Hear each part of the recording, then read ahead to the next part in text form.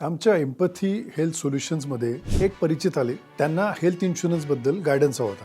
3 महिने आमचं डिस्कशन झालं. ते कंटिन्युअस पोस्टपोन करत होते आणि एकदा त्यांनी मला अचानक फोन केला. माझा ॲक्सिडेंट झालाय, फ्रॅक्चर झालं आणि त्याच्यामुळे मला घरी कमीत कमी 2 महिने राहावं लागणार आहे. तर आपण मेडिक्लेम घेतला नाही, खूप चूक केली. म्हणजे निश्चितच ना, मेडिक्लेम तुम्ही आधी घ्यायला होता. मेडिक्लेम बरोबर पर्सनल ॲक्सिडेंट इन्शुरन्स सुद्धा घ्यायला होता, ज्यामध्ये तुम्हाला या फ्रॅक्चरमुळे जे तुमच्या हॉस्पिटलचा खर्च झाला त्यातून जे तुम्हाला पैसे मिळणार आहे ते तुम्हाला क्लेम मिळणार असता. म्हणजे 10-20 हजारचा क्लेम प्लास्टर वगैरेचा. त्यानंतर तुम्ही घरी आहात, आता 2 महिने घरी आहात म्हणजे तुमचा 2 लाख पगार होता त्या व्यक्तीला मंथली. त्या प्रकारे तुम्हाला विकली कॉम्पन्सेशन 50,000 रुपये आठवड्याला अशा पद्धतीने 2 महिने मिळाले असते. म्हणजे 4 लाख तुम्हाला त्याचे मिळाले असते. या दोन्ही गोष्टी तुम्ही गमावल्या कारण तुम्ही वेळेवर मेडिक्लेम आणि पर्सनल ॲक्सिडेंट इन्शुरन्स पॉलिसी घेतली नाही म्हणून. त्यानंतर ते व्यक्ती म्हणे हो ते चुकलंच आहे आता, पण असं काही करता येईल का की आपल्याला जुने सगळे बिलं, हे हॉस्पिटलायझेशन सगळे बिलं मी ॲडजस्ट करतो, मला पॉलिसी द्या तुम्ही आता आणि मी क्लेम करतो, मला ते मिळेल, असं शक्य आहे का?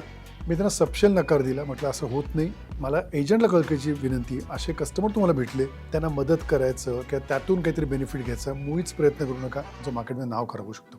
तर अशा लोकांपासून दूर राहा.